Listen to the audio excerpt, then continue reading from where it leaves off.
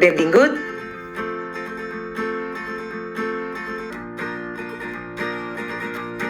Predir significa intentar saber el que passarà en el futur. Per tant, saps que és un test predictiu? O almenys t'ho imagines? Efectivament, el test predictiu té com a intenció predir el futur o anunciar allò que ha de passar en un futur per conjectura, per intuïció o per algú que considera que té un do profètic. Vols dir que tu el tens?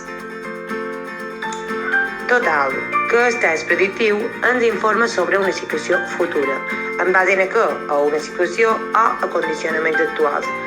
Per tant, n'hem de fer una preparació adequada per poder informar a els altres. Però espera, que també hi ha tipus de prediccions. Que ho havies sentit? Pot haver prediccions científiques, tenen comprovació objectiva, o no científiques, tenen moltes interpretacions. El que intenten aquests testos és utilitzar la funció apel·lativa del llenguatge i pretenen influir, per tant, en el receptor del missatge, és a dir, a qui va dirigit.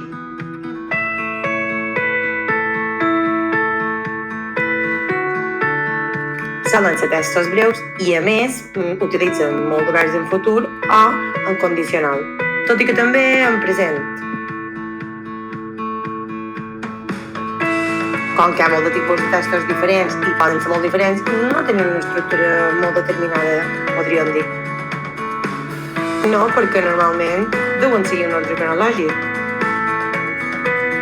Efectivament, l'ordre cronològic és l'important. Però, a més, saps que hi ha diferents tipus de testos predictius? Efectivament, l'home del temps xerra de predicció meteorològica, on escrivim el temps que farà.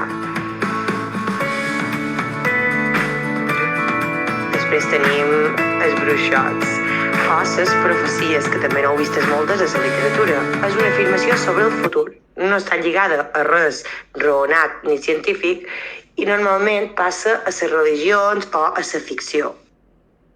Els partits polítics redacten prediccions d'allò que se comprometen a complir si arriben a guanyar. Prediuen, no asseguren,